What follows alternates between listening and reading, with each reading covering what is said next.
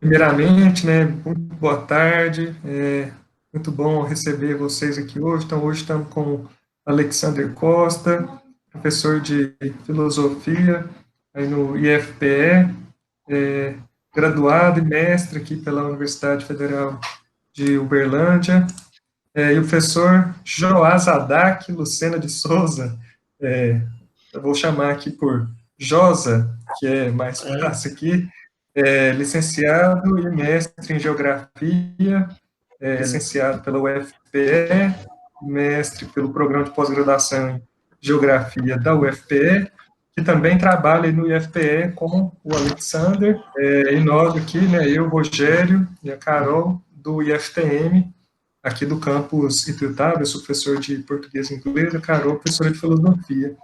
Dando continuidade aí nossa bateria de entrevistas, ou de, não é exatamente entrevistas, mas de conversas aí com colegas da área de educação, principalmente, hoje nós vamos dar sequência aí, então, com vocês, para a gente trocar um pouco da experiência como está sendo aqui e quais as perspectivas aí do campus de vocês, né, o que está sendo feito em termos de, tanto de preparação, quais são o que é que você, assim, talvez na área específica de geografia ou da filosofia, como que vocês têm encarado o momento da educação em tempos de ensino remoto, as transformações, as dificuldades, as inquietações. Então, assim, é uma troca de ideias mesmo que nós vamos fazer aqui. Carol, quer fazer algumas palavras iniciais aí? Eu queria ouvir o Alexander e o Josa sobre como que o IFPE trabalhou a questão da pandemia. Está tendo aula, não está? Como que a instituição se posicionou, como que a comunidade acadêmica recebeu e está lidando com a situação? Assim, eu queria ouvir assim, vocês, inicialmente. Fica à vontade, Alex. Então, boa tarde, Rogério. Boa tarde, Carol. Obrigado pelo convite. É com imenso prazer que nós recebemos esse convite de vocês e para participar dessa mesa aqui com amigos, né, colegas de trabalho, enfim. Nosso campus lá do IFPE, ou melhor dizendo, a reitoria teve uma orientação desde março de 16 de março, em suspensão às aulas. Ela soltou uma nota que suspendia as aulas, né? Entendendo que a nota inicial, melhor dizendo, para ter um contexto mais específico, a nota inicial suspendia as aulas por 15 dias, né? Então, no final de março, a gente retornaria, basicamente.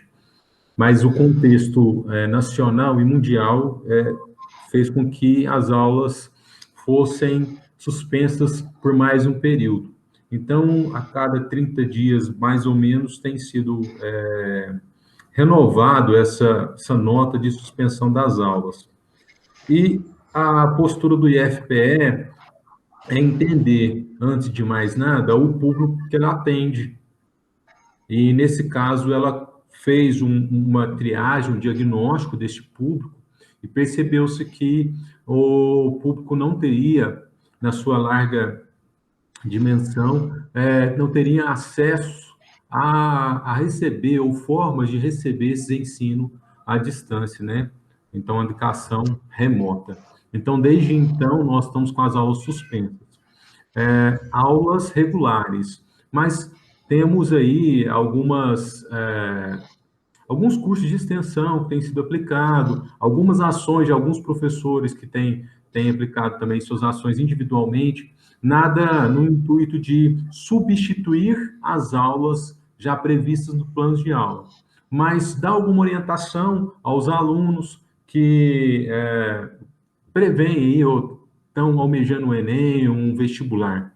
E, nesse sentido, então, a gente mantém, de alguma forma, com aquele aluno que tem possibilidade, algum vínculo.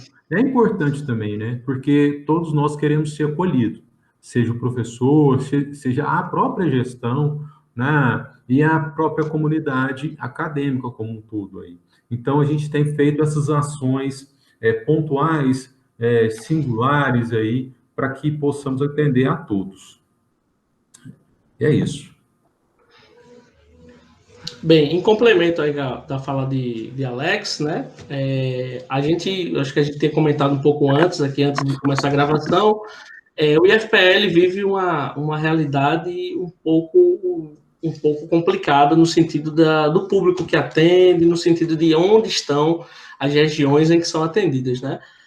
Fazendo um levantamento aqui, a gente tem a reitoria, né, e mais 7 campos aqui na região metropolitana do Recife, um lugar de extrema desigualdade social, e falta de acesso à internet, a recursos digitais. Para vocês terem uma ideia, a rede municipal aqui está trabalhando com a ideia de conseguir celulares, né, para os alunos do Fundamental 2, mas está travado uma série de legislações. E outras redes estão querendo voltar presencialmente agora, no meio da pandemia, agora já para julho, né? Então, a gente vive uma questão de extrema desigualdade.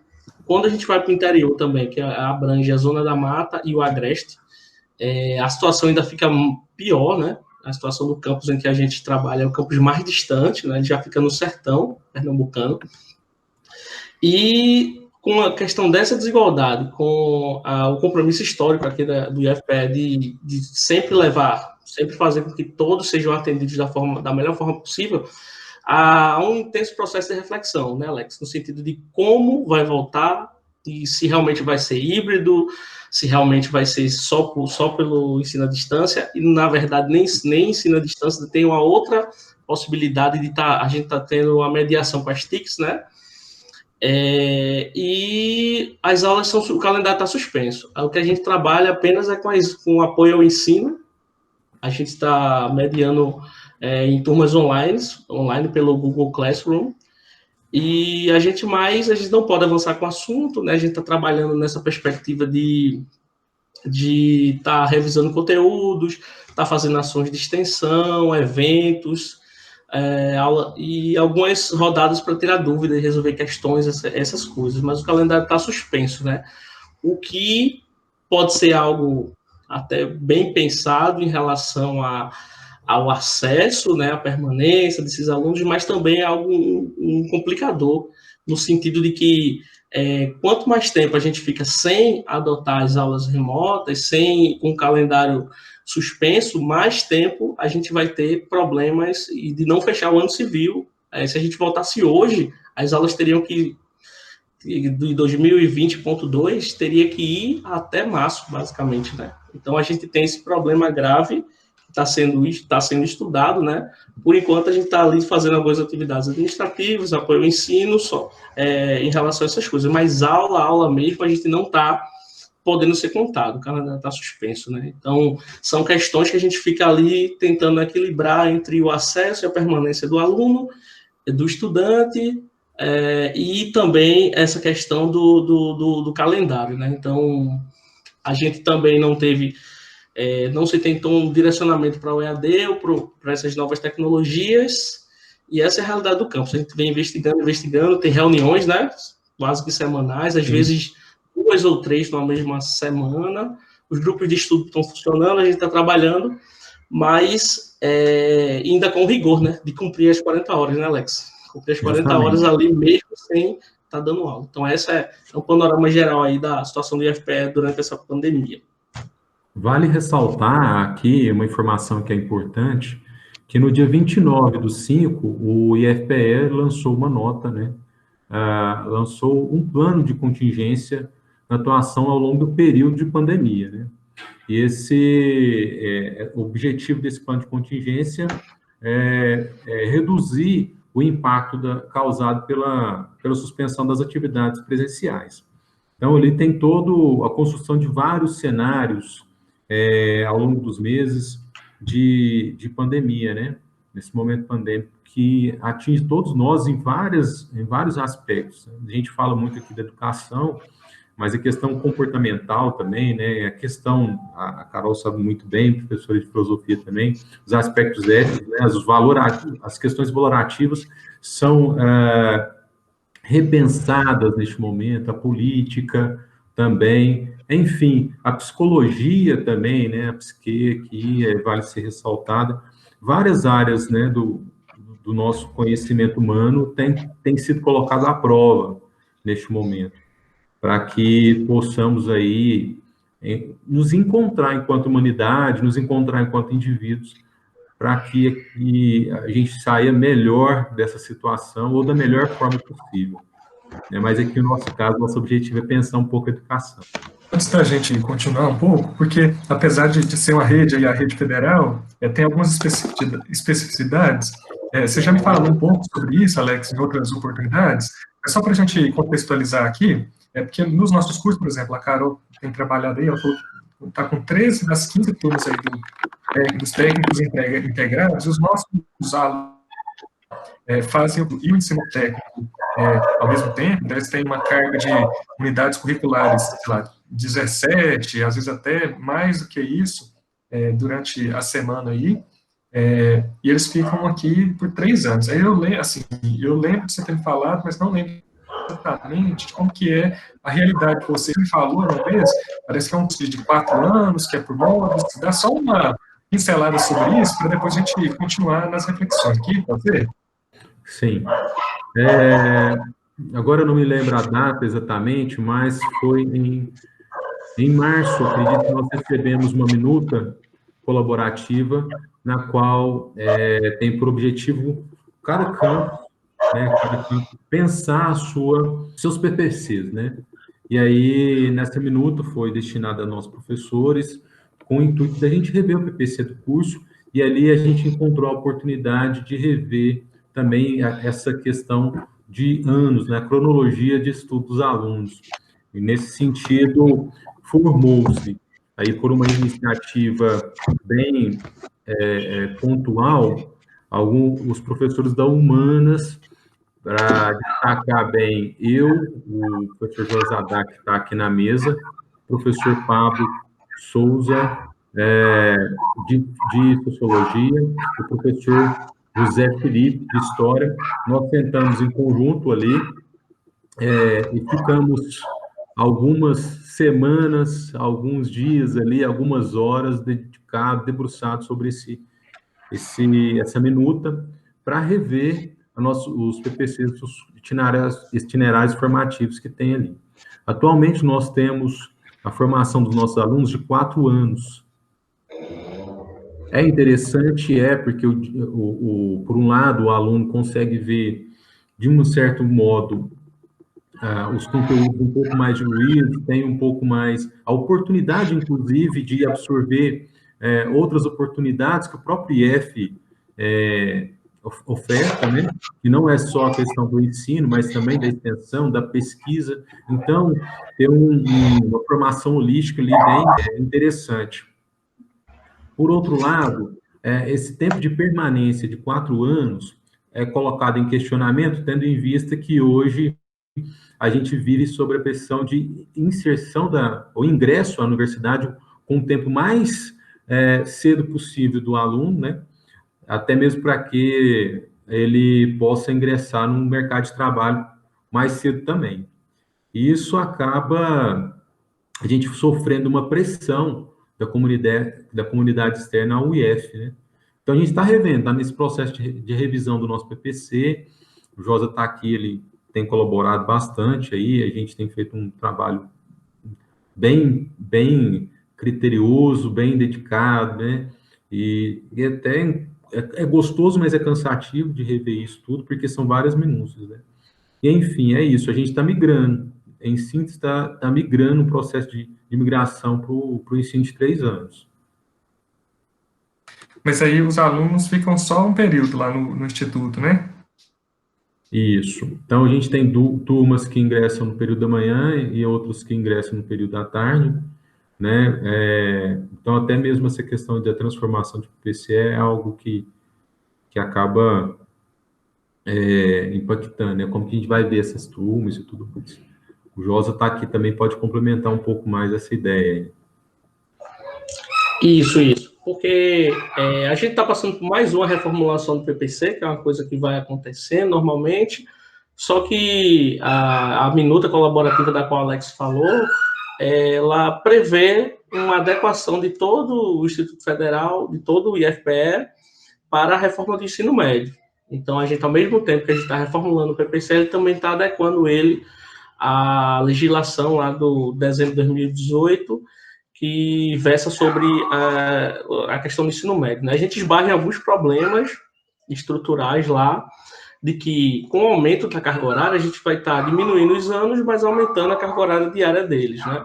E aí, por enquanto, a gente não pode trabalhar com contraturno, porque a gente não conta com refeitório. Nosso campus é da terceira expansão, né, Alex? Da terceira expansão, acho que só tem uns 9 anos, 9, 10 anos. A gente não tem refeitório, a gente não tem uma estrutura para que os alunos eles passem o dia todo no campus, né? Então, a gente já pensou em algumas coisas, como firmar contratos com empresas que forneçam alimento, e tem a questão da prefeitura, né, por ser um campus de uma cidade mais afastada do sertão de Pernambuco, a gente atende alunos de outras cidades que precisam de transporte, né, e o transporte geralmente é municipal, e aí se a gente altera os horários ou altera os dias, né, aí fica complicado por conta da prefeitura, né, a questão de eles irem e voltarem na micro-região do Pajeú, né, tem várias e várias cidades no sertão do Pernambuco. Então, a gente tem essas questões. Essas reuniões são bem cansativas, né, às vezes a gente passa 4, 5 horas debatendo, mexendo tabelas, né, e a gente tem encontrado algumas dificuldades para implementar, porque nosso curso está todo estruturado para os 4 anos, os cursos integrados. A gente trabalha com 2, a gente trabalha com os cursos integrados de saneamento e informática, e a gente está lá, a gente está quase pronto, né, Alex? A gente submeteu já alguns debates, algumas discussões, e inclusive as nossas ideias, né, a gente está tentando dialogar com as pessoas de outros campos para ver como é que está acontecendo esse processo. Então, a gente, às vezes, precisaria de um contraturno, às vezes a gente precisaria de um sábado, às vezes a gente precisaria de um refeitório, e a gente esbarra nessas questões, porque a gente vive momentos de cortes gerais, assim, nos institutos federais, né? Principalmente os ocorridos no ano passado, pelo governo federal. Então, é um pouco complexo e árduo esse trabalho, mas a gente está aí fazendo, né? E para tentar fazer da melhor forma possível. Uma outra opção seria o EAD, né, Alex? A gente pegar a carga horária excedente, né? Porque lá a gente trabalha com os 3 turnos, aí tem cursos superiores, tem cursos subsequentes, ProEja, né? Todas as outras modalidades que a gente trabalha. Iria ficar um pouco de pós-graduação, e aí se a gente não muda, se a gente não faz essa reformulação pensando em tudo, a gente pode correr o risco de a gente alterar a dinâmica do campus e gerar problemas para os alunos e para os professores e para a condição também, né? Então, a gente tem que verificar o todo, né, e verificar se o EAD ele é uma ferramenta possível no ambiente em que boa parte dos alunos não tem acesso à internet, e quando tem, é a partir de smartphones com planos pré-pagos que não sustentam certos aplicativos, não tem a banda suficiente para trabalhar com EAD, então aí fica a dúvida, né? A dúvida, a gente vem debatendo muito sobre isso por aqui também. Isso. Só ressaltar um ponto aí que o Josa falou, né? A gente está em Afogados, ela fica é uma cidade que está, vamos pensar assim no mapa, ela basicamente está no meio ali, né, de Pernambuco, né, Josa? Está a 387 quilômetros de Pernambuco, né? Na região central. De Recife, né? Desculpa, de Recife, a professora de geografia errando novamente, né? 387 quilômetros de Recife, né? Na região central, um pouco mais ao norte ali do estado, sendo o campus mais distante, né? Depois da gente, sai o outro Instituto Federal, que é o IEF Sertão. Então, a gente está ali na borda entre os dois IEFs. E é interessante ressaltar aqui que a cidade tem em torno aí de 40 mil habitantes, mas é uma cidade polo, né? Ali, muito bem estruturada, ela consegue nos atender muito bem. A importância do IEF deve ser ressaltada nessa história da cidade e até mesmo a comunidade local, né? Fala que com a implementação, né, o surgimento ali do IEF, ela deu uma grande transformação para a cidade, né? E o IEF estando ali, ele acaba atendendo não só a comunidade de Afogados, né, mas todas as comunidades, né, os municípios que orbitam Afogados. Então, esse é um dos grandes preocupações, né, como o professor Josadak estava ressaltando, uma das grandes preocupações da gente é alterar, inclusive, o PPC. Como ele disse, Afogados e FPE têm vínculo com outras prefeituras, essas prefeituras que orbitam. Um dos grandes problemas que a gente enfrenta, para vocês terem noção, é o seguinte: a prefeitura consegue ofertar o ônibus para levar os seus alunos no período da manhã, aí ela pega esses alunos do período da manhã, que fica até quase meio-dia, né, desculpa, e leva os alunos, retorna os alunos para suas cidades, que tem uma viagem ali de meia hora, né, 40 minutos, muitas vezes. E aí volta com os outros alunos, né, já tem um outro ônibus voltando com os seus outros alunos da tarde. Então, a gente tem que pensar como que ficaria essa dinâmica, como que essas cidades conseguiriam atender essa questão, esse fluxo, né, de transporte para os alunos. Então, a gente enfrenta, porque tem que ser reestruturado, né, reconfigurado até mesmo essas parcerias. Então, assim, é um dos problemas que a gente tem de reformulação do PPC.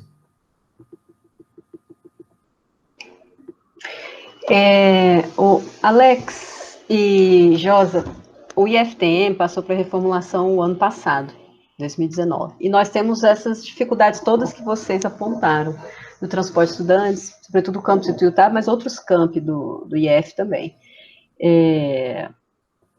E nós também nós temos um refeitório, mas ele está desativado, ele funcionou em curto prazo de tempo, desde que foi inaugurado em 2010 o campus, e todos esses problemas nós vemos. E a reformulação foi feita, né? Eu acho que a gente poderia marcar uma conversa, até para vocês perceberem hoje como nós estamos lidando já com o primeiro ano de implantação da reformulação.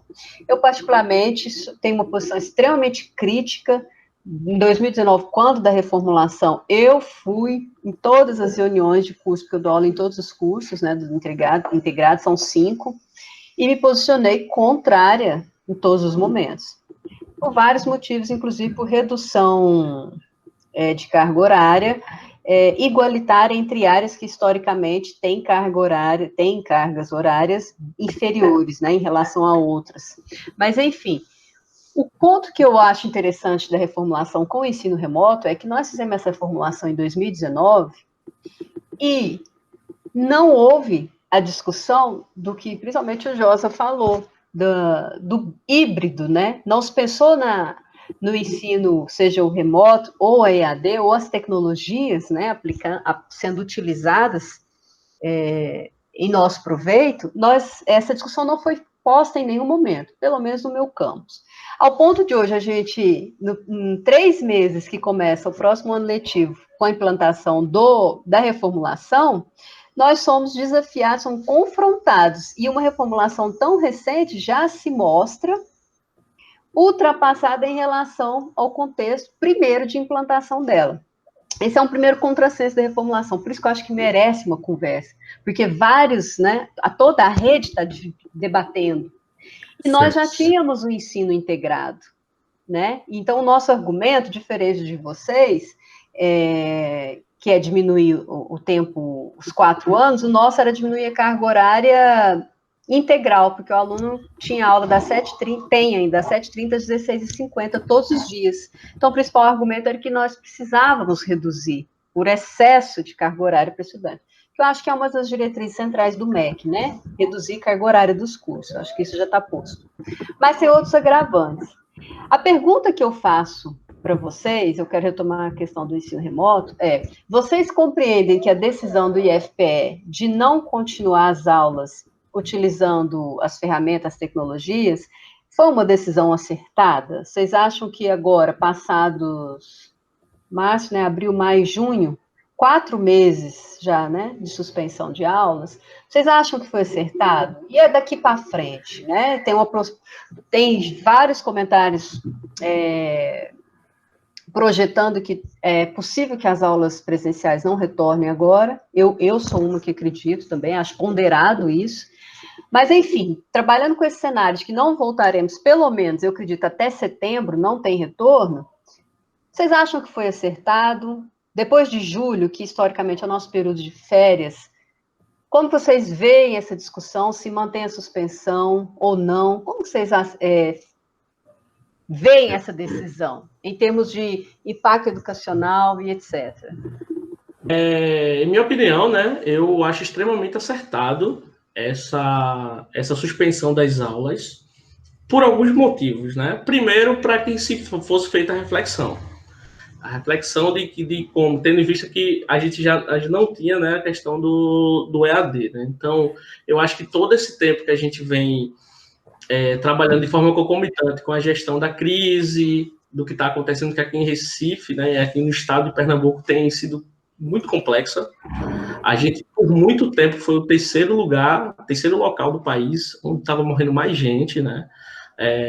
Os casos continuaram de forma absurda, nossas UTIs. Aqui, para ter uma ideia, só na região metropolitana do Recife, a gente conta com uns 7, 8 hospitais grandes. A rede hospitalar que é boa, fora a rede privada. Tiveram que ser construídos mais 8 hospitais de campanha. E durante quase mais de um mês, a gente ficou com 99% do sistema, né, lotado. Então, o que aconteceu? A parada foi importante, e para fazer uma transição de presencial para EAD normalmente, é uma coisa extremamente complexa devido ao quadro que a gente já tinha falado anteriormente, né? Então, esse momento de reflexão é interessante. A reformulação do PPC veio após isso, acho que desde 29 de março, né, Alex? Que a gente vem trabalhando, e o mês de abril quase que completo, focado estritamente nisso, né? Lógico, depois de maio surgiram outras demandas, e a gente está tentando dar conta. Isso gerou, além dessa minuta colaborativa, gerou contribuições de todos os campos, e agora, em julho, né, a gente, não é com a decisão, o Instituto vai coletar todas as informações de todos os campos, de todas as equipes, para tentar bater o martelo nesse sentido, né, de como que se vai voltar. Aqui a gente tem uma pressão muito forte, né, eu acho que por conta da questão da arrecadação, né, que em Pernambuco era um estado que vinha crescendo historicamente e levou um baque muito grande com episódios até de lockdown aqui na região metropolitana. Então, há uma pressão gigantesca da sociedade para que voltem as coisas. E, aos poucos, as coisas estão voltando. As UTIs vieram até 60%, 50%, o que me leva a pensar, né, olhando pelo noticiário e vendo os especialistas, de que o retorno aqui não vai ser apenas EAD, tá? O retorno aqui, ele vai ocorrer, pelo o que se vê, ele vai ocorrer de forma híbrida, né? Eu acho que é a partir de agosto. Por quê? Primeiro, porque o próprio governo do estado ele vai lançar a diretriz, acho que em agosto para frente ele vai dizer, olha, as aulas vão poder voltar pelo lobby das escolas privadas, pelo lobby das empresas. Então, o que é que vai acontecer? O que vai acontecer é uma pressão. Por sorte, aqui a gente tem um consórcio, né, entre todas as universidades e institutos federais de Pernambuco. Eles estão juntos e vão tomar a decisão de forma concomitante, né? Então, aquela portaria, a portaria que foi lançada, né, pelo MEC agora dia 16, ela coloca o ensino superior para fazer a escolha, mas não o ensino médio. Então, a gente ainda não sabe juridicamente para onde é que a gente está levando. O que importa é que essa reflexão ela foi feita, né? E na reformulação dos PPCs que a gente está trabalhando, né? Dos dois, a gente conseguiu fazer uma redução de danos, foi, Alex? No sentido de que a gente conseguiu reduzir as cargas horárias de forma proporcional. Então, falando um português mais correto, nem sei se esse termo se usa aqui, né, Rogério? Mas a gente conseguiu não fazer com que as ciências humanas perdessem tanta carga horária como deveriam ser perdidas, né? Então, aí eu acho que na quebra de braço e no jogo de forças a gente conseguiu manter alguma lógica, né, entre as ciências humanas, ciências naturais, entre as áreas do conhecimento.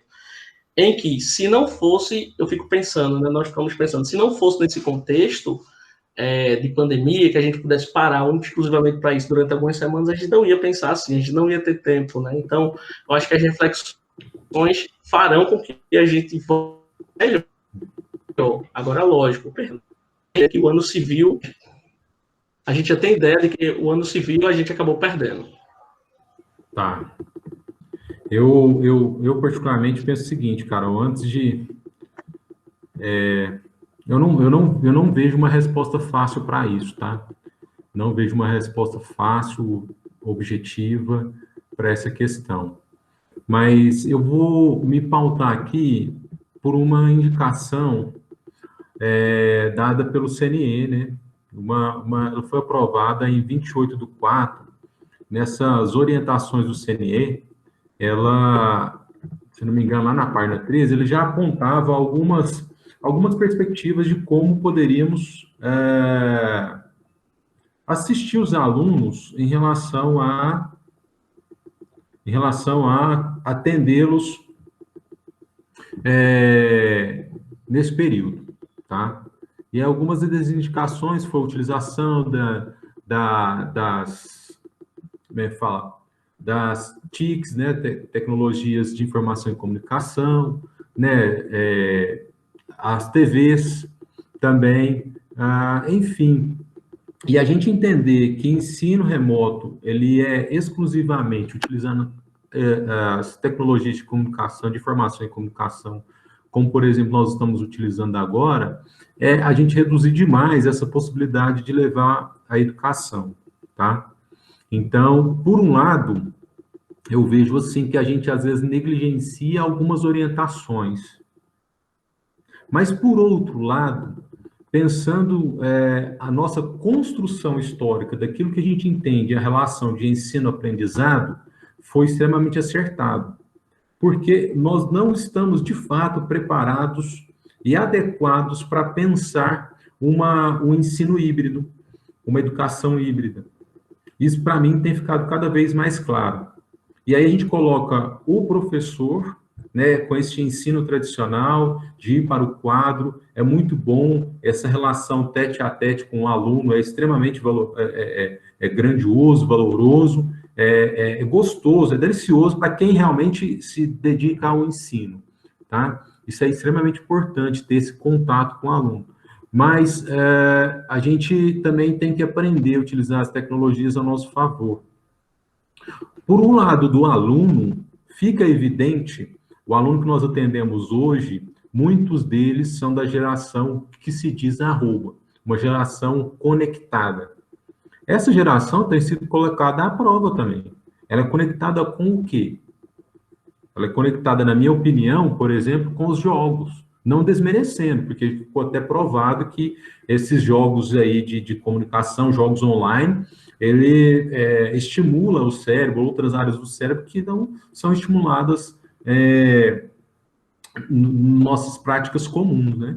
Mas, enfim, esses alunos têm sido colocados à prova, né? Eu vou te dar um exemplo pessoal. Eu tenho um sobrinho de 13 anos, ele faz o 8º ano hoje, 8ª série. E aí, esses dias eu conversando com ele, e ele pegou e falou, olha, eu tenho estudado mais do que o normal. Todo mundo tem, pelo menos que eu tenho conversado, tem falado, não, eu trabalho mais do que o normal, eu tenho ficado mais esgotado que o normal. Mas uma fala dele em específico me chamou a atenção. Ele falou, eu prefiro, e muitos colegas meus também preferem, estudar na escola. Ele quer a sala de aula. Ele quer a sala de aula porque ele não se identifica com esse ensino feito, mediado por essa tecnologia de comunicação. E ele estuda num colégio particular que hoje, dentro das possibilidades que eu vejo de ensino remoto, de ensino à distância, tem entregado um produto, vamos dizer, minimamente satisfatório. Tá? Então, é uma resposta que não é fácil, mas tem que ser colocada algumas variáveis, né, à prova. Então, por um lado, ela é acertada, por outro, não. Tá? Quando se pensa os indivíduos, ela não é acertada, mas quando se pensa a estrutura como um todo, quando se pensa os indivíduos, desculpem, ela talvez não é acertada, mas quando se pensa a estrutura como um todo, ela é acertada. Então, estou pensando aqui, então, eu entendo, né, fazendo a leitura aí da fala de vocês, né, que foi acertado no sentido do contexto, né, eu concordo aí com o Josa quando ele fala que é importante a gente refletir sobre o que estamos fazendo, né, e traçar estratégias para o enfrentamento. Uma coisa que eu e Carol temos conversado há um tempo já, e assim, que às vezes vocês vocês falam aí de ensino remoto, de EAD, tem hora que parece como termos intercambiáveis, e aí pensando, eu estou caçando reflexão, assim, vocês estão pensando em relação aí de PPCs, e talvez, né, pensar na possibilidade de ensino híbrido ou de inclusão da EAD como uma metodologia, uma forma contemplada. Que a provocação quer fazer é porque, por exemplo, né, o IFTM então entrou com as aulas remotas, mas a gente tem insistido em falar que não é EAD, porque o ensino remoto, da forma que está sendo adotada, que está sendo feito agora, é que muitos professores têm feito. Alguns professores gravam aula e postam no Google Classroom, outros fazem aula utilizando o Google Meet, ou Zoom, ou mandam coisa pelo WhatsApp.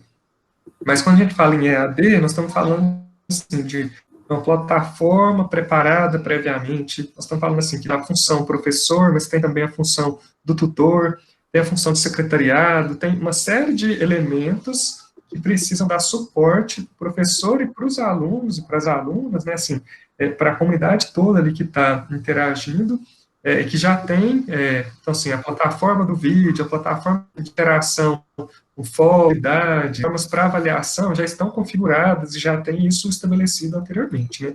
Essa adoção do ensino remoto, como tem sido feita aqui no IFTM, né, que vocês ainda não estão, assim, né, o que tem sido feito, vocês falaram em de extensão e de projetos de ensino, aí utilizam algumas plataformas digitais, mas a pausa salientou lá, o calendário que não está tendo ensino, efetivamente, né? E aí, falar que quando voltar às aulas, por exemplo, se voltar fazendo aulas via computador, não, então agora nós estamos adotando o EAD. Na verdade, então, assim, nós estamos tentando fazer uma diferença nisso, porque assumir para si o EAD, desse jeitão aí, na verdade, sem ter uma plataforma, sem ter um investimento governamental, sem ter um investimento do Instituto, de uma maneira geral, pelo menos, né, para contratar essa plataforma, ou contratar uma de fora, ou desenvolver a sua própria plataforma, acaba sobrecarregando muito, principalmente os professores, que acabam tendo que controlar frequência e dados e uma série de outras questões que, no modelo EAD, tem pessoas diferentes para controlar questões diferentes. E aí a provocação que eu faço é assim, né, se já está sendo contemplada, assim, então quando vocês estão aí no tempo fazendo as reuniões, etc., mas está tendo também um treinamento para essa operação com tecnologias, né, as TICs para educação, como que está sendo isso, porque, assim, é uma coisa que, inevitavelmente, nós vamos ter que adotar, né, assim, no sentido, no futuro aí, né, sempre que a gente precisar dessas medidas de distanciamento social, como que está sendo esse processo aí? Rogério, tem me ouvido aí? Tá ouvindo? Beleza. Então, de forma sistêmica, foi ofertado a possibilidade para que nós pudéssemos também oferecer cursos EAD, tá? Cursos de extensão EAD. Mas antes de ofertarmos nossos cursos EAD, foi nos oferecido também um processo de formação da plataforma Moodle.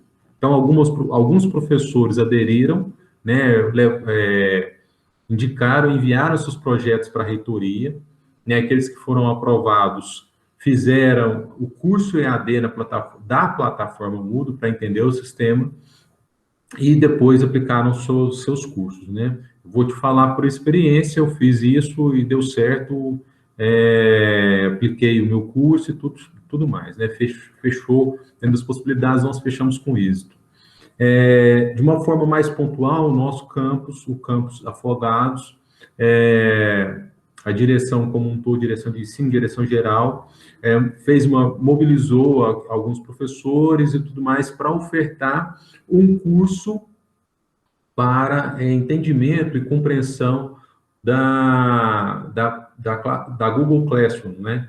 Tanto é que até o nosso campus, ele, de certo modo, dentro ali do IFPE, ele foi pioneiro, ele ofertou, ele construiu o campus, ele reproduziu dentro da plataforma Google, né? Dentro da plataforma Google Sala de Aula, com cada componente curricular, com cada período ali e a partir dessa Google Classroom, nós podemos entrar e interagir com os nossos alunos de forma até mesmo construir algumas orientações de ensino que elas fiquem ali registradas historicamente. Então, de certo modo, nós estamos sendo acolhidos, mas eu vou falar da realidade do Campos Afogados, tá?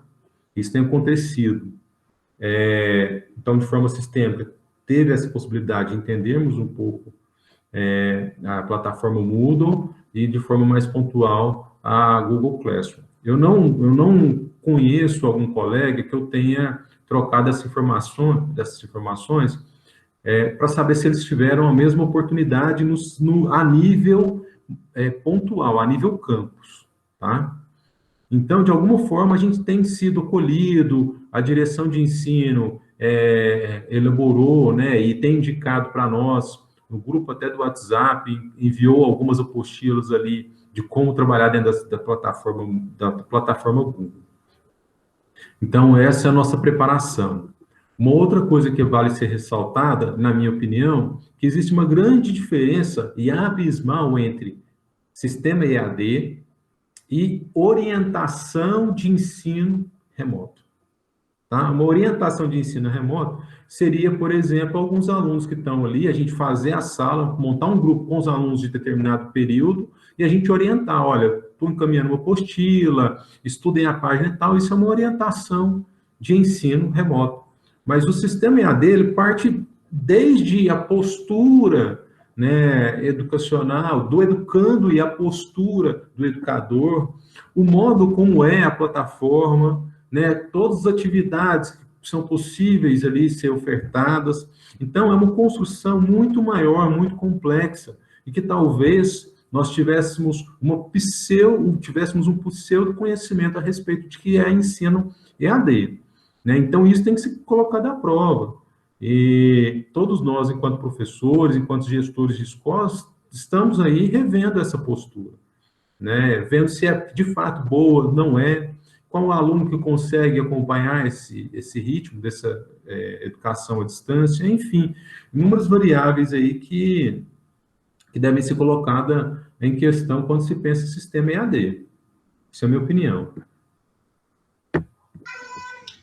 Uma distinção muito interessante é essa que Alex faz, né? Porque caiu-se no senso comum de que qualquer coisa que você faça pela internet é a educação à distância, e não é. A educação à distância é uma coisa mais sistêmica, mais, digamos assim, mais aprofundada e com um planejamento maior. Para ela ser adotada em meio a uma pandemia, a toque de caixa, fica complicado. Então, mediante isso, a gente pode dizer que a gente trabalha mais com as TICs que o EAD. O EAD, alguns cursos de extensão, algumas outras coisas, né, que a gente vem trabalhando. Agora, o importante salientar é que, durante esse período, aumentou muito a participação dos docentes em eventos online, em discussões, em mesas redondas, em rodas de conversa, em congressos, seminários. Agora a gente está tendo aqui no IFPE a Semana de Tecnologia, né? A Semana de Informática, na verdade, é uma coparticipação aí do Campus Afogados e do Campus Garanhuns, né? Então, de certa forma, isso tem servido também para que docentes, técnicos e estudantes, eles acabem entrando nesse mundo das TICs, né? Da tecnologia, para que isso vá ocorrendo aos poucos, né, e a gente todos esses grupos vão aprendendo um pouco mais sobre essa mediação de tecnologia, né? Então, acredito que, nesse sentido, a gente está bem servido, né? A gente tem tido tanta oportunidade de participar como a oportunidade de também oferecer algo nesse sentido. Então, tem sido muito válido. E eu acho que isso pode servir como embrião, né? Eu acho que está sendo o embrião de um futuro EAD, com a plataforma mais organizada, né? Algumas universidades estão usando o Zoom, outras estão usando o Moodle, né? Então, talvez isso seja uma realidade.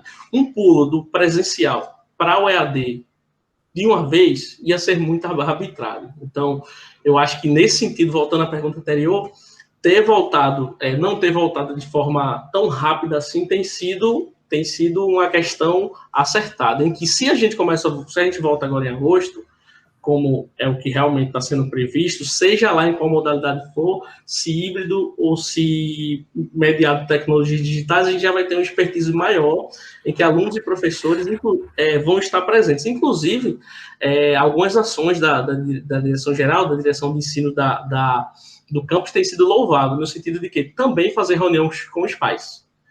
Então, tem tido um ciclo de reuniões com os pais, em que eles também estão se apropriando dessas questões, estão colocando suas pautas, seus anseios, né? E eu acho bem interessante fazer com que a ideia da comunidade, ela exista, não só estudando professor e os técnicos, e a direção, como também uma oportunidade para que a comunidade em si, os pais, e também algumas autoridades, que tenho certeza que o contato existe, né? Fazendo com que isso seja uma oportunidade de aprendizagem, que a gente não iria ter essa oportunidade se a gente tivesse que estar certinho toda hora, sei lá, com as minhas 10 turmas do ensino integrado, né? Ia ser um pouco mais complicado de se fazer, tendo que ter reuniões, formulários e toda essa burocracia que a gente já tem ainda, se a gente tivesse tendo que estar naquele horário ali específico na sala. A visão mais ou menos, basicamente essa. Muito legal, importante ouvir vocês sobre essa ponderação. E eu queria fazer uma provocação, né? Eu queria provocar. O IFTM aderiu imediatamente, né?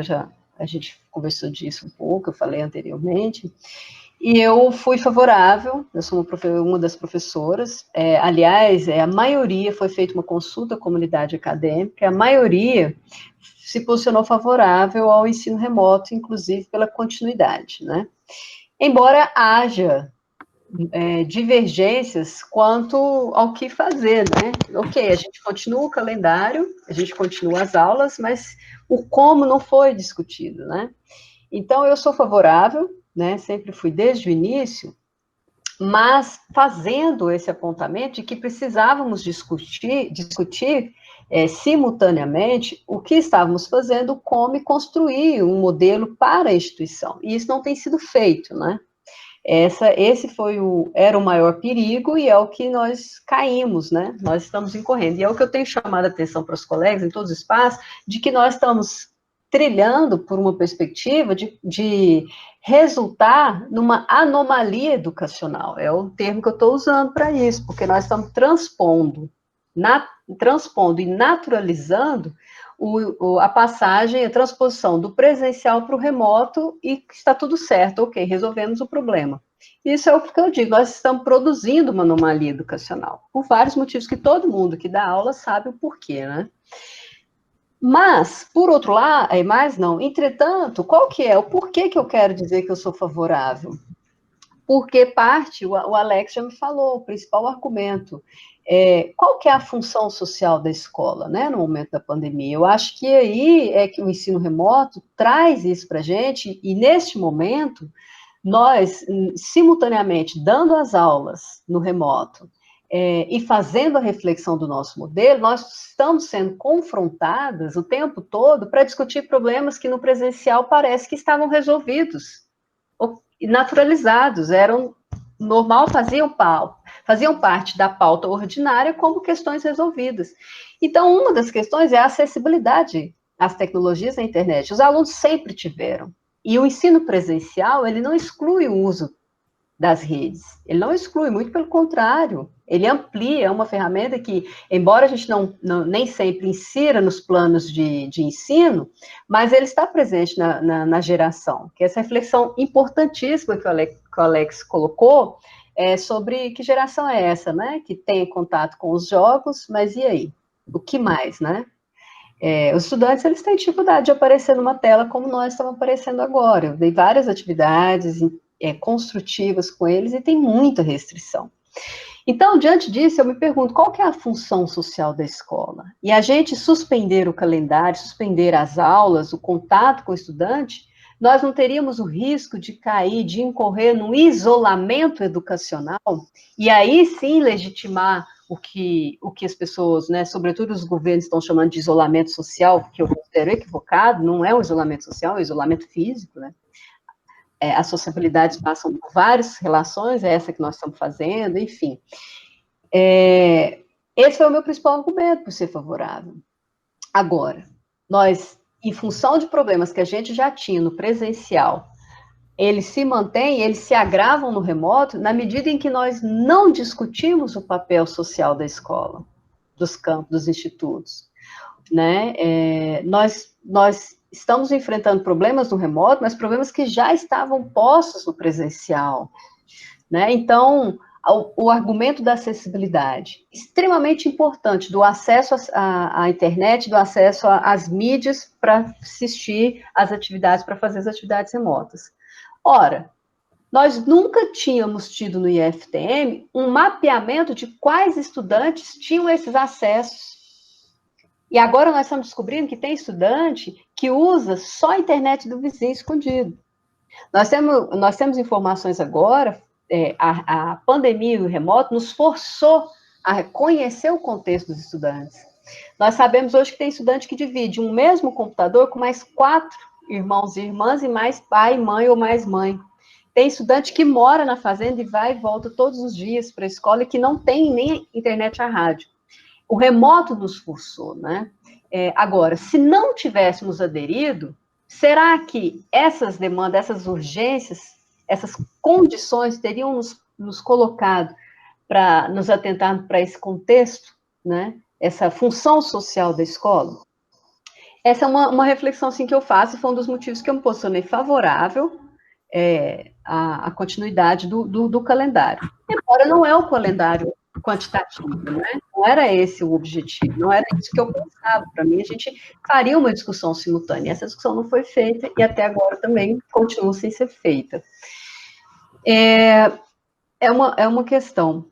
A outra questão, gente, que eu entendo como muito séria, é a atividade docente, né? É pensar a atividade docente, porque nós trabalhamos conteúdo, nós planejamos aula e, ao mesmo tempo, nós temos que animar as plataformas, inserir as atividades lá, fazer todo o controle em termos de participação ou não. Esse remoto, ele traz as demandas do presencial, as demandas da EAD, todas centradas na figura exclusiva do docente, da professora. Isso não está sendo pensado enquanto atividade docente. Então, eu vejo que é muito comum ver professoras agora, nós todos, com muito cansaço e com pouco tempo para pensar o próprio planejamento de aula. É muita dedicação em termos operacionais para lidar com esse novo formato e, ao mesmo tempo, sem um apoio complementar que a gente precisa. Isso, para mim, traz uma rediscussão sobre o que é a escola, né? Eu acho que o remoto também traz isso. Se não tivéssemos, eu tenho tranquilidade, se não tivéssemos aderido imediatamente ao ensino remoto, a instituição não estaria fazendo essa reflexão. Não estaria. Por quê? Não estaríamos lidando diariamente com os problemas que só vivendo, né, estamos sendo confrontados. Sem a adesão, sem a continuidade das aulas, muitos aspectos, eles não estavam sendo colocados, né? Então, será também que não aderir, não inserir essas aulas no contexto da pandemia, não cai também num perigo de negligenciar esse papel social da escola e trazer essa responsabilidade para nós, né, também? O que vocês pensam sobre? Não sei, né? Só uma reflexão, dividindo com vocês, que eu sou favorável, eu ainda continuo, mas batendo na tecla. Precisamos pensar, porque se continuarmos na naturalização do presencial para o remoto, nós estamos produzindo uma anomalia mesmo, e aí estamos perdendo uma oportunidade de pensar novamente, trazer essa rediscussão da escola, né? Qual que é o papel escolar da educação? Tu vai, Alex? Eu vou. Fique à vontade, eu tô com muitas ideias aqui, talvez eu me perca falando, esqueço de você. Fale primeiro, por favor. Então vamos colocar. Eu vou responder primeiro a dizer que eu concordo em parte com o que você falou. Vamos começar pela segunda questão, né? Essa atividade docente está não sobrecarregada, mas super sobrecarregada. Porque a gente agora, nós temos, além como você bem falou, Carol, além das atividades docentes, de estar ministrando aula, gravando aula, de estar ao vivo com os meninos, né, nas plataformas digitais, do Google Meets, inclusive, a gente também tem os afazeres da casa, pronto, eu tenho filho também, então, não mora comigo, mas entre 3 e 4 dias da semana ele está comigo, então Alex é prova aí de que a gente sempre tenta se equilibrar, mudar os dias, fazer alguma coisa aí.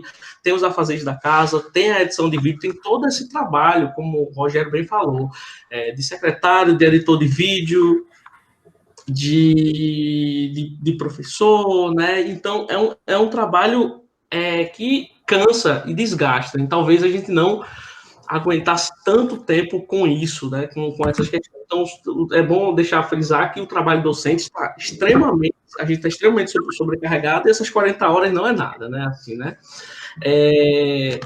Sobre a primeira questão, o que eu acho mais interessante é que vocês estão tendo a oportunidade de trabalhar com a prática, né. Eu acho que isso é importante, né? Fazer reflexão ao mesmo tempo que você também já está trabalhando, né? Ali, né? Montando o calendário e registrando as aulas, eu acho extremamente válido. E se isso realmente tivesse acontecendo aqui no IFPE, a gente poderia ter mais elementos práticos nesse sentido, né? O que eu falei mais da outra vez é que a gente em nenhum momento perdeu o contato com os alunos, até porque a gente estava trabalhando, a gente continua lá no Google Classroom, né, Google Sala de Aula, a gente continua com as atividades de apoio ao ensino, a gente está dando algumas aulas, né, elas não estão sendo contadas e não está sendo de forma sistematizada assim. Então, do mesmo jeito que na minha fala anterior, a gente ganhou na teoria, ganhou na reflexão, inclusive reformulou o BPC com mais calma e tendo a oportunidade de mexer com as novas tecnologias, a gente perde essa questão da prática. O meu sentimento é que a gente está trabalhando, a gente, de certa forma, a gente está fazendo, está ali no contato com os alunos, mas por não ser uma coisa institucional, não ser uma coisa de estar contando aula, contando atividades, a gente perde. Na reunião do dia 23, agora foi mostrado, né, Alex, uma proporção de qual eram as turmas que estavam acessando mais. Teve umas 2 turmas lá com 100%, e isso ia baixando, o integrado, né, o ensino integrado, ele estava beirando ali 60%, 70%, e quando isso ia para o ensino subsequente superior, caía muito, até coisa de 50%, 45%, né? Então, o fato de não ser institucional é uma falha, e que a gente acaba deixando muita gente para trás. Esse vínculo, e o vínculo com o IFPE, né? E será que a gente também não está deixando eles para trás? Então é uma outra reflexão que a gente tem que fazer também. Mas no ponto geral, a gente, pelo menos eu consigo notar que a gente não perdeu esse contato com eles ali, principalmente no ensino integrado onde eu trabalho. Não sei, Alex, que dá aula no ensino superior, está dando aula no ensino superior nesse período também, na especialização, se isso acontece, né? Mas eu vejo vocês do Instituto Federal do Triângulo Mineiro como estando nem um passo ou 2 ou 3 na nossa frente nesse sentido, né? Vivenciando o problema, vendo a questão prática e resolvendo, trocando pneu com o carro andando, basicamente, né? E isso é muito válido, né? E sobre o papel social da escola, é isso. A gente sempre tem que estar em contato com os alunos, com os pais, e fazer essa reflexão em conjunto, né? Então, são riscos que a gente tem se colocado e que, no final, o trabalho docente, ele passa de todos os limites que a gente pensaria em ter, né? E acaba sobrecarregando demais, basicamente, a gente aqui como docente. É uma reflexão extremamente válida essa que você fez, Carol, e algo para a gente pensar, não só pensar, como levar também essas questões para as próximas reuniões, assim, e passar um pouco dessa experiência de vocês aí. Eu agradeço muito por estar passando para nós agora, nesse momento. Fique ciente que a gente vai ser um portador, né, dessa outra ideia também para a direção geral e as outras instâncias, assim. Bem, com relação ao que eu penso, é o seguinte, foi falado em visibilidade, desculpa, o aspecto social, né, da escola. Eu me ativo aqui a alguns pontos. Então, o aspecto social da escola foi a questão da visibilidade ao invisível, né? Em que sentido que se dá visibilidade ao invisível? No, no momento em que se faz o levantamento ou se faz um diagnóstico, melhor dizendo, de qual a situação do aluno, principalmente com relação ao acesso às tecnologias de educação, eu tenho aí uma possibilidade de dar visibilidade àquele aluno que sempre ficou invisível, né? Aquele aluno que não tinha acesso à tecnologia de fato, né? Aquele aluno que às vezes mora na região rural ou está em condição de vulnerabilidade econômica e aí ele não tem essa condição aí de ter um, um, o acesso às tecnologias que possibilita, né, a educação. Então, a oportunidade que nós tivemos foi essa. Infelizmente, foi diante de uma condição muito temerária para a humanidade, que é a condição da saúde sanitária, né? Questão sanitária da humanidade. Então, essa oportunidade, embora seja uma oportunidade contraditória, né, ruim, é uma boa oportunidade para a gente dar visibilidade a este invisível.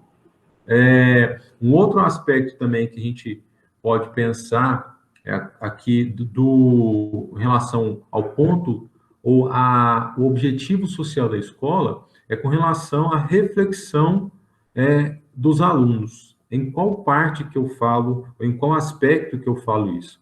Quando se pensa uma educação tradicional, nós enquanto professores, temos que reconhecer que o modus operandi de cada um de nós em relação à escola tem sido esse, né? Uma educação tradicional em qual sentido? O professor entra dentro de um espaço entre quatro paredes ali com seus alunos e ele acredita ser o único detentor de conhecimento desse mundo.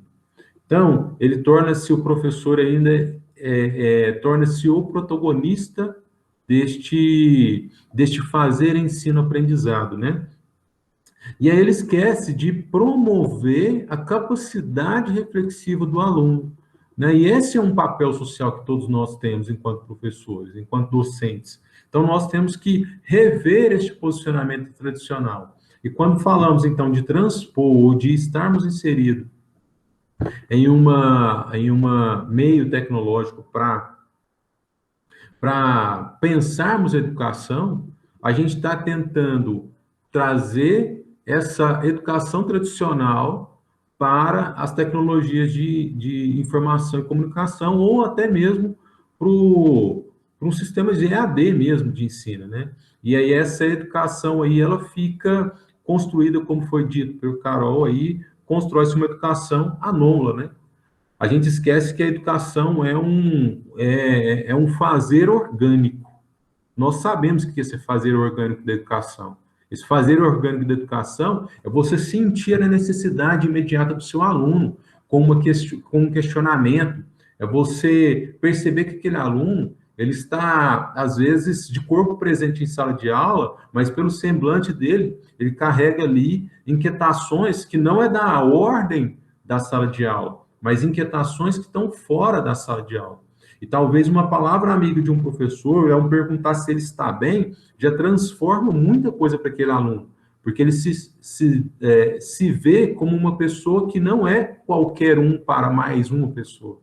Né? Ele percebe que ele tem importância dentro de uma realidade, dentro de um mundo. Né? E o professor, ao perguntar se ele está bem ou não está bem, ou seja, de levar uma proximidade, fazer uma proximidade, faz dessa educação uma educação orgânica. Né? E a tecnologia, o modo como a gente tem utilizado a tecnologia neste momento imediato, né, que a gente foi solapado pela pandemia, é o momento da gente rever essa tradição, essa escola, essa educação tradicional. Né? E a gente não tem revisto isso aí. Não vai funcionar essa escola, essa educação tradicional, mediados por uma tecnologia tal como nós estamos utilizando. Vou dar um exemplo, para ser bem prático. Avaliações. Avaliação, nós sabemos que ela não acontece só de uma forma. Existe a prova, existe o simulado, existe ali os trabalhos, né? E eu vou tentar aplicar uma prova para o meu aluno neste momento de pandemia? Eu posso até aplicar, mas qual a forma que esse aluno vai receber essa prova? A gente, na educação tradicional, a gente talvez tenha utilizado este mecanismo, prova, apenas para mensurar a capacidade de memorização de informações que um aluno tem. Mas a gente não mensura ali, talvez, uma capacidade de construir, a partir de inúmeras informações que ele possa ter, uma nova percepção de mundo. Então, quando eu envio uma avaliação, hoje, remota para o meu aluno, eu estou fazendo o que com este aluno? Eu estou promovendo essa capacidade reflexiva? Eu vou falar para ele, olha, você não tem o direito de pesquisar na internet. Ele está com a internet ali. Eu não estou ao lado dele para vigiá-lo. Então, que tipo de questão que eu lanço para esse aluno? Que tipo de desafio avaliativo eu lanço para esse aluno, né, nessa educação? Então, nós temos que colocar essa educação tradicional à prova aqui, ou ela está sendo colocada à prova. Como você disse, Carol, a nossa educação está sendo anômala, né? Ela está construindo uma coisa aí, que a gente finge que está educando, o aluno está fingindo que está recebendo e tal, mas as anomalias acontecem na natureza, né? E a partir delas surge algo novo. Talvez seja o momento de a gente pensar nisso aí. Pessoal, eu vou tentar, às vezes, fazer uma última bateria aqui também. Nós já estamos há quase 2 horas aqui de reunião. Eu fico pensando em 2 questões e talvez a gente já pode pensar numa última consideração de cada um, porque é o seguinte, né? Realmente, é importante, esse momento de ensino remoto tem questionado, tem balançado as estruturas aqui da educação, no IFTM, das pessoas se perguntarem o que é que estava acontecendo mesmo no ensino presencial também, assim, a gente se pensar como é que estava acontecendo, você falou do sistema de avaliação. Será que esse modelo de avaliação, se ele não dá certo para esse momento agora, será que ele dava certo naquele momento anterior? Será que ele era eficaz? Será que quando voltar eu vou retomar esse tipo de atividade? Se a avaliação não funcionava daquele jeito, aí, da mesma forma o ensino, né? O professor, nessa posição do ensino tradicional, de educação bancária, de transferir conteúdo para tábulas rasas, né? E não estabelecer um diálogo, né? Provocar reflexões da mesma forma remoto, também no ensino presencial, quando voltamos a pensar dessas questões, também nós temos discutido, né, teve o fórum de ensino do IFTM na semana passada, e nesse fórum de ensino, uma coisa que a gente ficou pensando bastante, tentando estabelecer, é como fazer trabalhos interdisciplinares, porque uma coisa, o Josa tinha perguntado, mais no começo da nossa conversa aqui, mas vocês estão respeitando, estão mantendo os horários, começa às 7h30 e vai até 4h50, e naquela mesma tabela de horário, como é que é isso? Né? Então, assim, por que não unir força entre os professores e fazer aulas discutindo, por exemplo, vocês falaram aí que um dos cursos que tem aí é o de saneamento, né? Ontem, então, aconteceu aí esse marco do regulatório aí sobre o saneamento, na visão do Paulo Guedes, tem que privatizar tudo mesmo, e o capital vai resolver todo o problema de saneamento do Brasil. As empresas estão muito interessadas em oferecer saneamento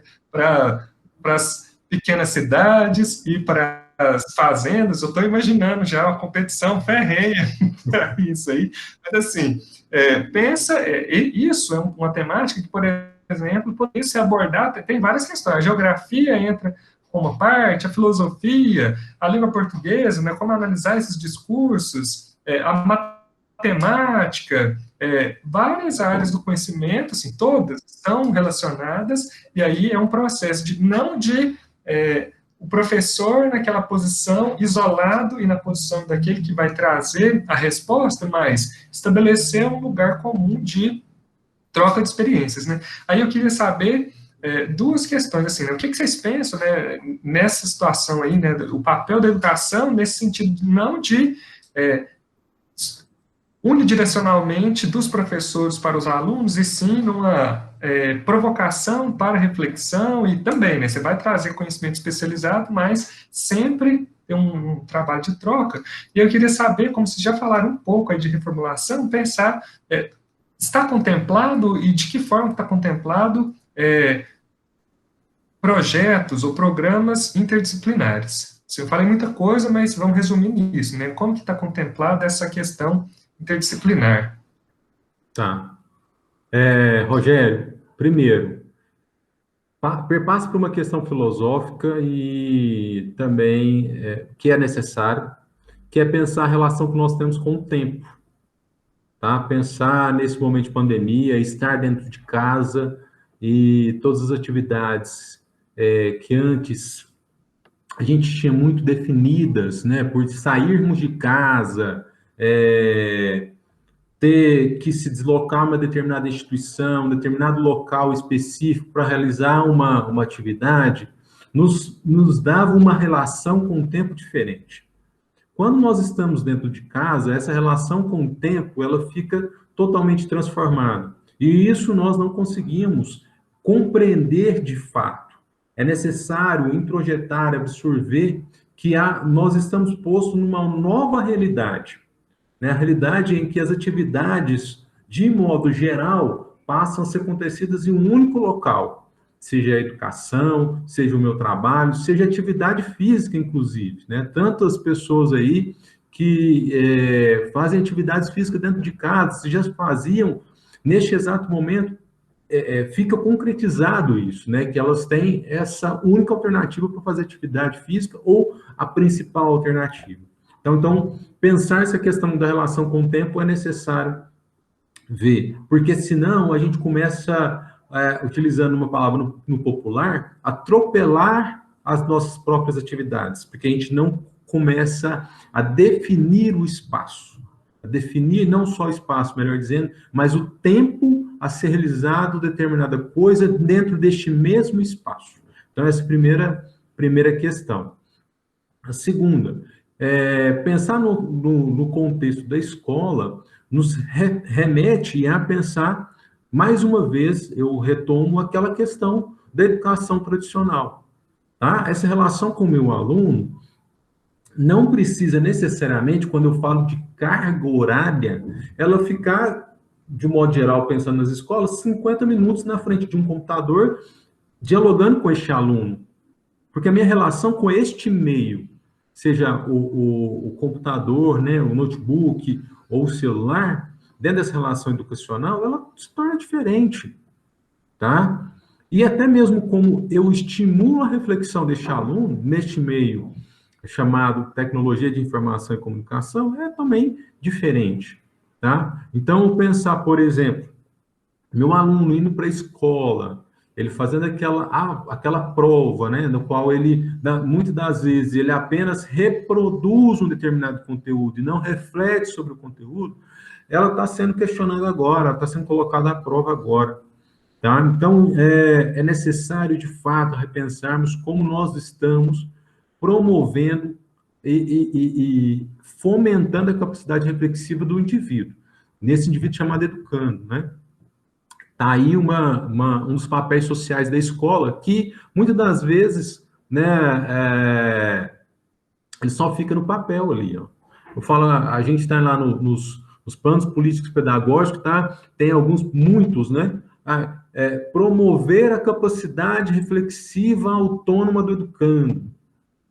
Mas, de fato, a gente pratica isso, né? É um ponto que eu, enquanto professor, já tenho aí 10 anos já de sala de aula, eu sempre me coloquei, né? Eu escolhi ser professor e, ao escolher essa profissão, justamente por lidar com o ser humano e formação do ser humano, e eu, por natureza, eu iniciei, melhor dizendo, uma educação de filosofia para criança, eu sempre me coloquei no centro do questionamento da relação educação, ensino, aprendizado. Não colocava só o meu aluno.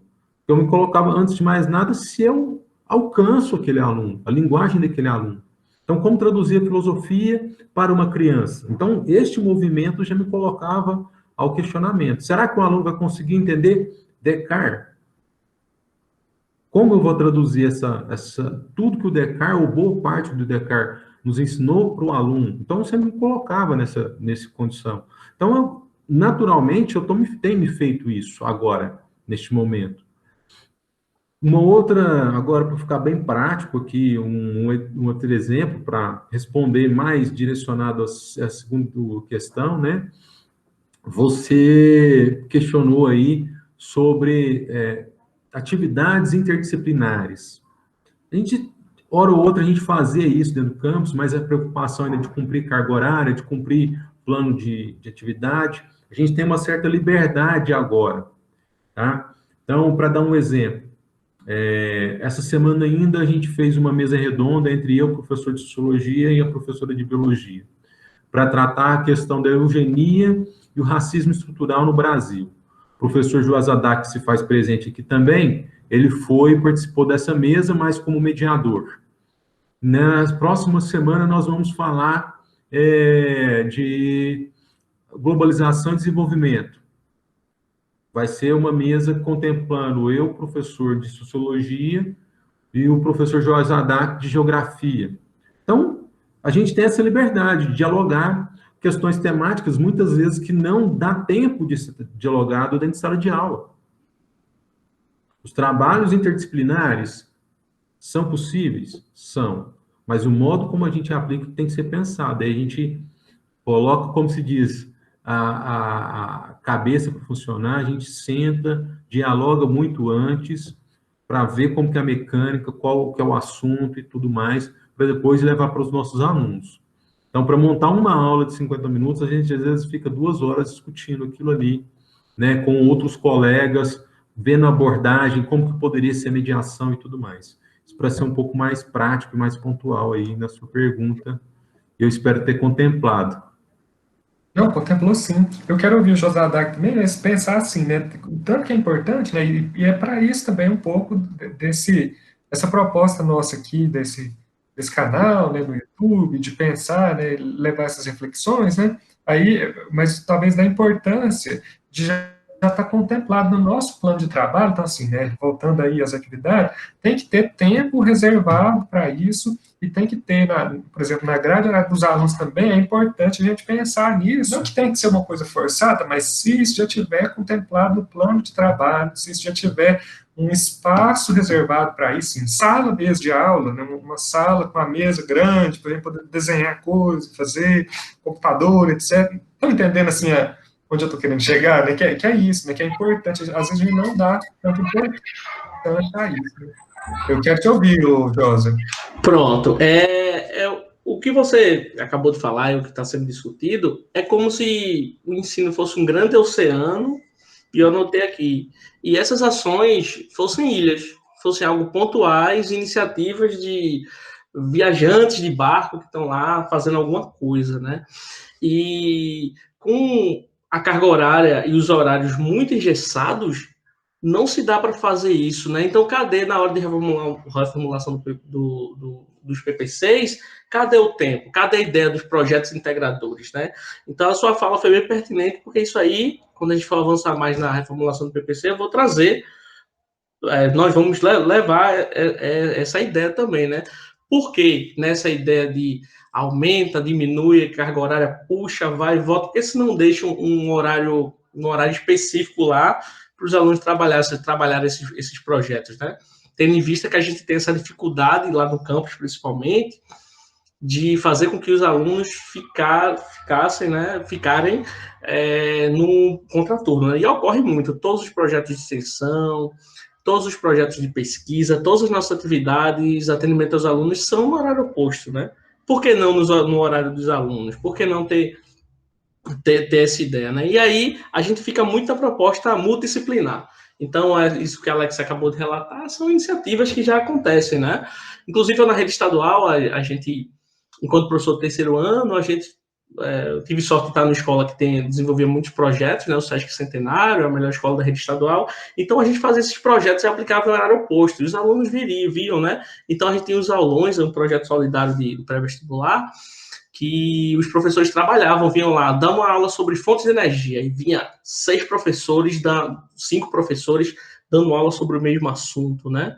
Então, a gente tinha essa perspectiva. O próprio Pablo, o próprio Alex, a própria Aline, que foi citada aí, também eu vejo o professor Humberto, dos que eu lembro agora, sempre fazem aulas em conjunto, a nível do IF. Só que é o seguinte, eles fazem aula em conjunto, pegam as 2 aulas, cumprem a carga horária, os alunos ficam com aulas ociosas, né?